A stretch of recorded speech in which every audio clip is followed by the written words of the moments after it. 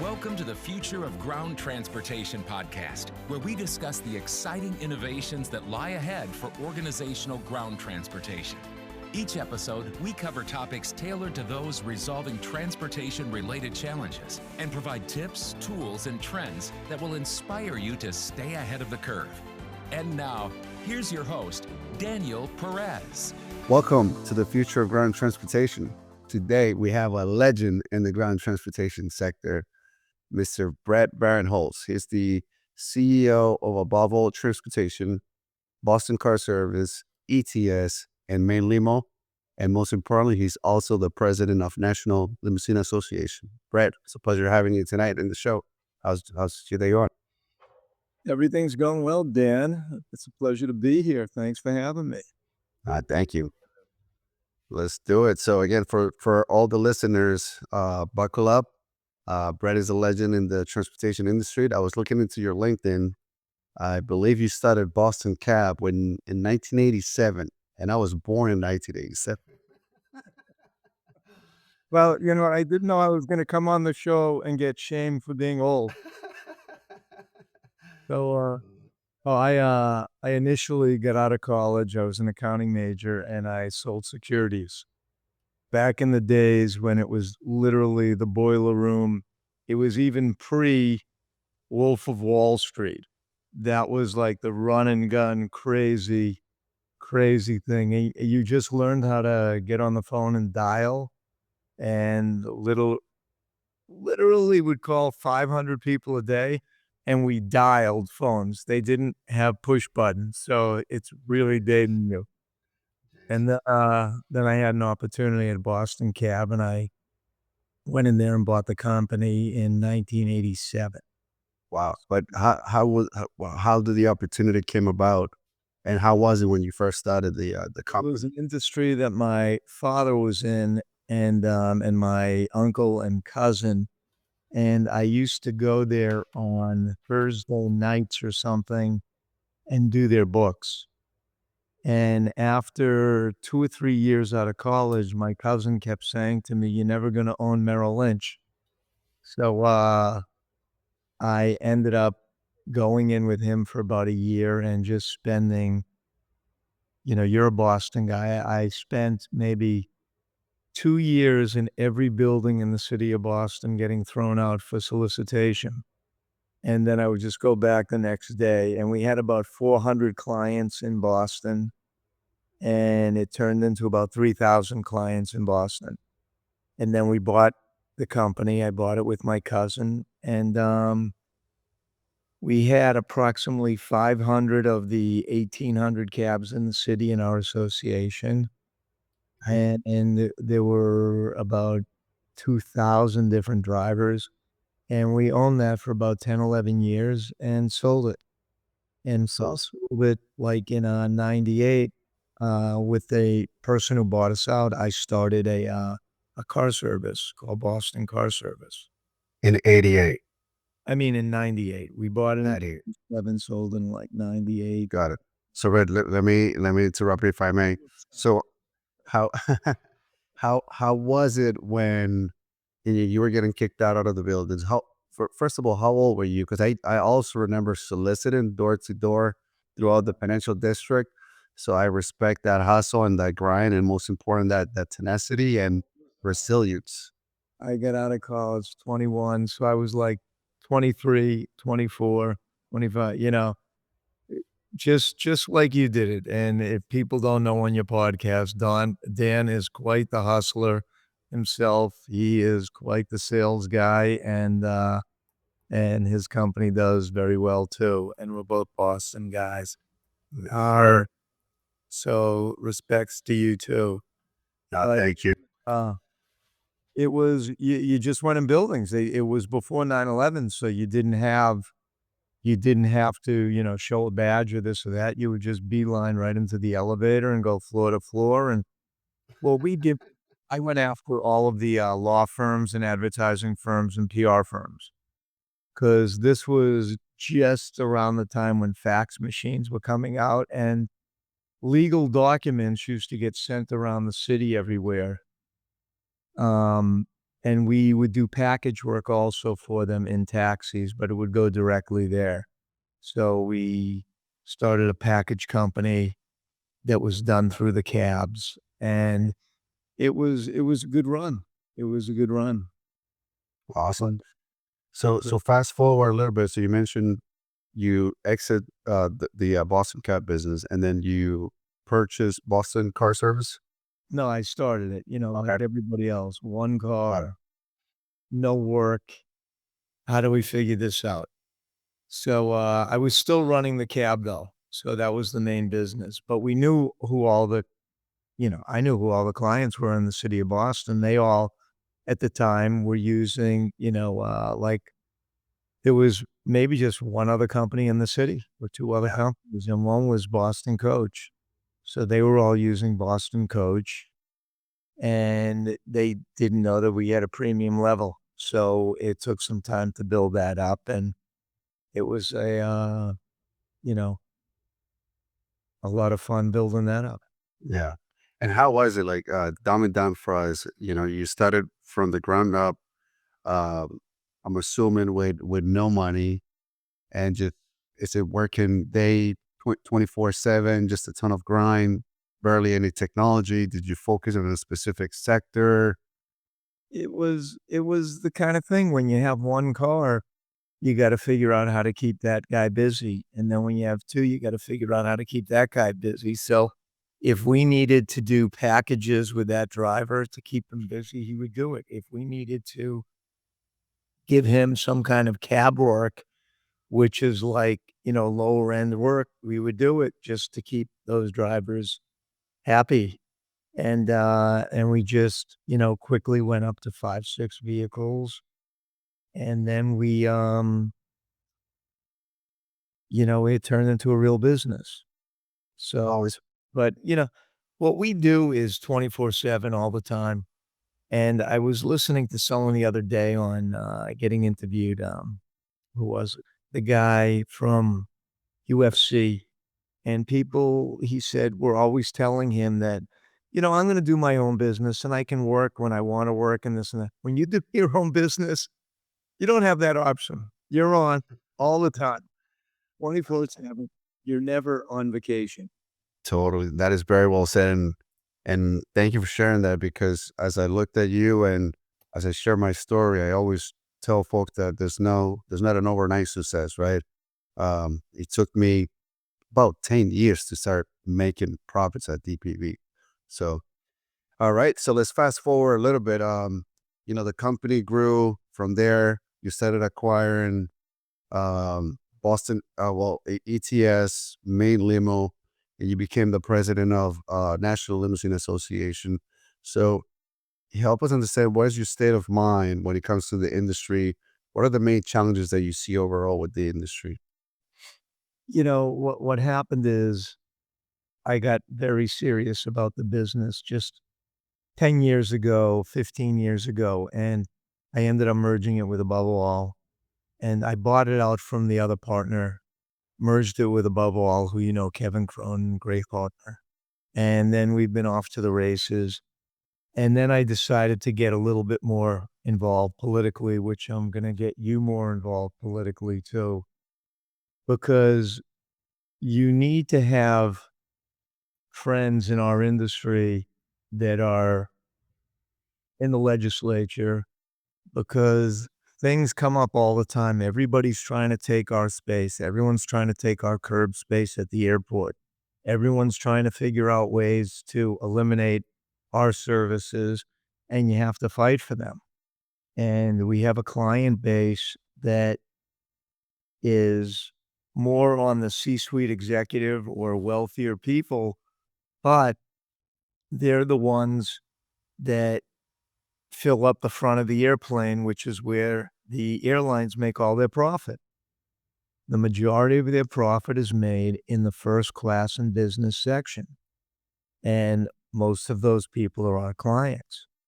So we need to have um, a place where we have curb space and we don't get eliminated from this stuff. So it's that you fight for this space. And we're in Massachusetts and Boston to do things locally, and we're in DC doing things nationally. There's there there's a lot of things on the horizon that we have to be careful of, and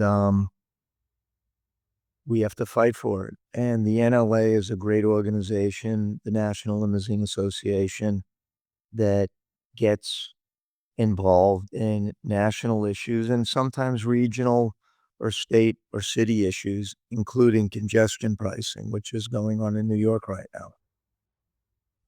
I agree. But based on your business and based on the years that you have, with a wealth of knowledge in this industry, what are your biggest concern with the industry? The concern is you're always fighting to, as I said a second ago, have curb space at airports. You're always fighting to not have your insurance skyrocket even when you have a perfect or a great record. So insurance is a big problem right now. That's a concern. We're working on that on the national and regional level. We're working on, even congestion pricing. That's a concern because if New York will be the first city in this country that has a congestion pricing fee, and basically it's a tax on our clients. And if they're going to keep taxing our clients, they might eventually tax them out of using our services. So they try to push it off as something that's about the environment when it's really just a money grab to help the MTA in New York, which is a horribly run organization, continue with a downward spiral of blowing billions a year. And this is just a money grab. The good news is that the governor of New York, she took this off the table last year after we did our day on the Hill. And I'd like to take full credit for that, but we really can't because there were a lot of industries pushing against us. And they didn't want to lose the elections because they put another tax on New Yorkers and people to get into the city. You're trying to promote New York City, and then, of course, you're taxing everybody that's trying to drive into the city because you have a subway system that is hemorrhaging money. And they're trying to pass this off as being environmentally friendly, so you have less cars in the city. And that's definitely not why they're doing this. They didn't even do an environmental impact study. So we're trying to fight things like this. She put it back in place starting January 5th. Fortunately, Trump has said that when he gets in office, he will get rid of that. So he is not for that. And that's a positive. But, everything down the road, we're going to talk a little AI and cars and self-driving vehicles and things of that nature. Totally. Yeah, so you brought a great point. So when it comes to innovation, AI, autonomous vehicles. Well, let's start with AI. How has AI either helped you or created a challenge for within your business and within the experience for riders? I think AI helps us with, as you know, with your buses, with cameras, with distracted driving. If a driver's not looking at the camera, all of a sudden he gets a message, "Hey, you're not looking on the road." So there are things like that that are incredibly great. There's other things that helps out with documents. You can easily use chat or something and say, "Hey, can you help me write this kind of document?" And that helps. AI on the vehicle side, just even knowing for your maintenance, there's a lot of ways to diagnose problems using AI. From the driving side, it's interesting to see where that goes. When you will actually have in big cities, and when I say big cities, I'm talking about the top 20 cities in the country that have tons of traffic, all sorts of people jaywalking all the time. And when will it be better for people to not have a chauffeur that is trained, that helps them with their luggage, that is there It's going to be interesting when you have 50 vehicles pulling up to 75 State Street all at 5 or 6 p.m. to pick up, and there's no drivers, so they all just jam the street. It'll be very interesting to see how that resolves itself. And I'm not sure if that's ever going to happen in the near future. I think that might have a runway of 5 to 10 years in major cities, but I do see AI helping out with maybe campus shuttles or just shuttles that do the same loop over and over. But I think cities pose certain challenges that are a little bit different than if we went from a suburb of Boston to a suburb of New York, where it's mostly highway driving and things of that nature. I think it's going to impact trucking a little sooner than just taxi and black car and even our services. But our services are, we're on the super high end of stuff. We get people that want to be catered to. They want to make sure that someone knows how to go. If there's some traffic this way, they know a better way. They're not just going with the flow. There's a million times that I'm in following my GPS and it starts taking me the craziest way. I've been in Ubers and Lyfts and whatnot in the city because Dan and I, if you don't know this, we live in the same building in mostly during the winter.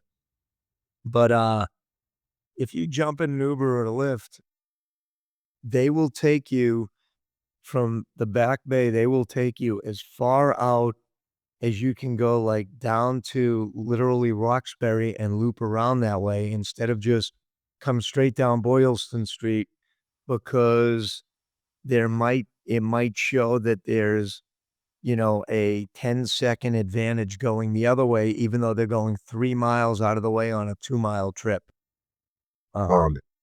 It's just, so some AI is good, some isn't, but you look for the stuff that helps you. I think AI might be able to help us with insurance down the road and things of that nature. Yeah, that is an excellent point. And when it comes to flying vehicles, do you foresee in 5-10 years that we're going to be having flying vehicles, and is that going to have an impact on our industry overall? I don't know. I would love to take one myself. If they have them, I'm certainly going to get one. But a lot of what we do is we're in the dirt. We're on the ground floor of how everything works. We have mechanics. We have, people checking out the cars, cleaning the cars. A lot of people think that if you have a self-driving vehicle, it's just going to go on its own and fill itself up with gas and take the trash out of the back seat and wipe the windshields, even though the AI can do it. The other issue with that is different parts of the country. A lot of these systems do not work in ice and snow. A lot of them don't work, or they don't work well with ice and snow. They don't work as well with rain. So I'm assuming rain it has to work all right in, but the conditions in the Northeast part of the country are not like Arizona or California, where the conditions are a lot better. And I even think Florida has some issues. Arizona does too with the heat. Sometimes it might just get too hot for some of these sensors to work properly. Got it. And when it comes to transitioning to electrical vehicles, Brett, what are your thoughts? Based on my experience, we had a hard time so far implementing the electrical vehicles and making sure that the consumer, whether it's the direct client or us acquiring the equipment, that is easy to, number one, to use the equipment, because we had a lot of service failures with the electrical vehicles and buses. But overall, just the cost of entry is so expensive that neither the client wants to pay for the electrical bus, or neither the supplier like us that are willing to invest, 2 to 3 times as much as a regular cost of a regular alternative fuel buses. So just wondering what your thoughts are when it comes to electrical vehicles, the current state and future state. I think it all depends on what part of the country you're in. California has infrastructure, and it has very good infrastructure right now. the rest of the country, and I'm sure there are certain pockets that are a little better, but the other 49 states, they don't have that yet.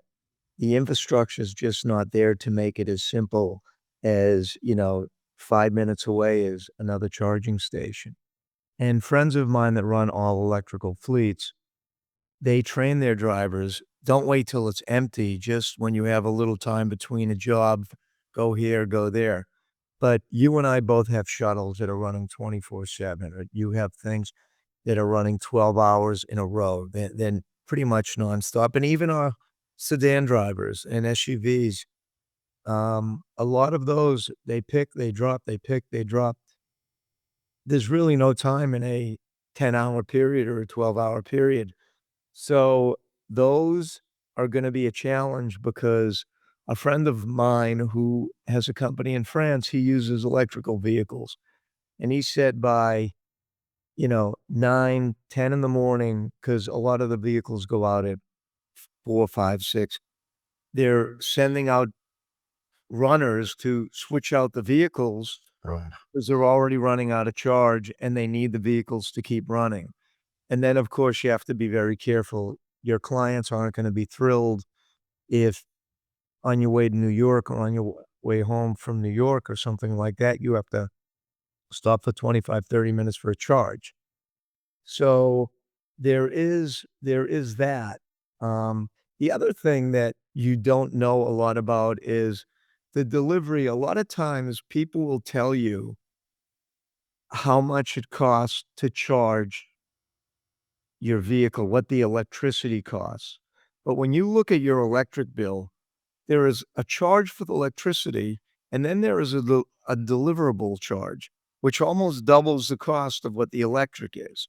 So it's very interesting to find this out. From the environmental standpoint, yeah, it makes sense. And we're going to jump into it as soon as we can when we feel the infrastructure's there. And we're working right now locally with Logan Airport to get some level 3 charges into the limo pool. And we just had this discussion a couple of weeks ago. And I don't want to say begging, but we're working with them to say, hey, this has to be something that we have here so we can get it rolling. And there's probably, 50 or so vehicles, I would say 50 vehicles locally that are electric. Thank you. That is very well said. What is the best business advice, Brett, that you have gotten so far? The best advice that I can give right now is your connections, the people that you network with. It's extremely important to have a great network. It's extremely important to just continue to meet people and network with old friends, new friends, people where you live, people in your industry, people that are maybe on the fringes of your industry. I never thought that knowing people and being friendly with people was a business kind of thing. That it would lead to business. Yeah. And your network means so much in this industry, and, who you are and how you stand behind your product too. So I would say network. One of the things in our industry, if this is people in our industry watching it, get involved in a 20 group, get involved in a local association, get involved in something where there's another 20 people in your space. We all compete for a lot of the same business. There's tons of business out there. We all compete, but if you are ethical, if you can play in the same sandbox and work with your neighbors. We were all a lot stupider before COVID, where I had a fleet that was good for me on our busiest weeks and months of the year. I don't need that fleet for the entire year that I'm paying insurance, making car payments, doing all this stuff. I need some other people in our market, other companies that I can, say, hey, I have a huge group in this week. Can you help me? And then we work together. But, stay lean, but work with other people, and be smart about your expenses. Because unfortunately, I'm hoping we never see it again in our lifetime, but COVID, that wasn't like 2008 when maybe 30 to 50% of your business went away. That was 90% plus. It was challenging for people to stay in business. We probably lost, 20%, 25% of the industry at that time. Totally. That is a really good nugget of wisdom right there. So I appreciate you sharing that. And when it comes to the best books that you have within your toolbox, what are the best books that you recommend to the listeners? You know what? There was a book I read decades ago called Who Stole the Cheese? And that's a cool book that I think anybody in business should read. The other thing is I read a lot of books that are, about some extremely successful people, how they did it, about Bezos or about Yeah. Buffett. And it's just interesting to see how they've done things and they didn't start out like that. So to see that. But there's another book that just came out in the last year called The Manager's Handbook by a friend of mine who's a professor of entrepreneurship in Stanford. And his name's Dave Dodson, but it's called The Manager's Handbook. It's just a very, very cool book that I would highly recommend for anyone to read. Okay. Well, dude, perfect. Well, Brett, again, thank you so much for being generous with your time, with your wisdom. I respect you a lot for the companies that you have built and that you still operate. Much admiration and respect for you. How can the listeners stay in contact with you and with your company? I know we're gonna put in the episode notes, but is it better through LinkedIn, your website, anything that you would like to share? Have them just go to my LinkedIn. I definitely pop onto that once a day. And I would highly recommend people going on LinkedIn. LinkedIn, Facebook in our industry, a lot of people are in Facebook and Facebook groups, but LinkedIn has a lot more business people on it that are non-industry people. And highly recommend that. Perfect. Again, Brett, thank you for being generous with your time. Sorry. Before I get off, I just want to say Dan's listeners should know he's quite the athlete.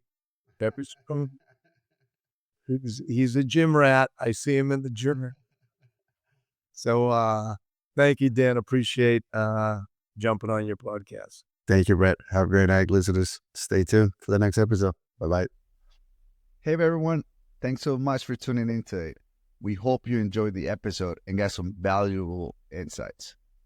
If you're curious to learn more, head over to the resource website at dpvtransportation.com, where we got a ton of useful resources and tools for you to stay ahead of the game.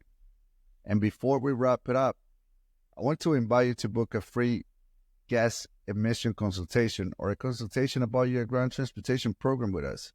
Just register on our website is a fantastic way to see how your fleet is doing or how your overall program could be improved. Thanks again for joining us, and we'll catch you next time on the Future of Ground Transportation. Have a great day. Thanks for tuning in to the Future of Ground Transportation. We appreciate you coming along for the ride. If you found value in this episode and want to hear more, please make sure to subscribe to the show.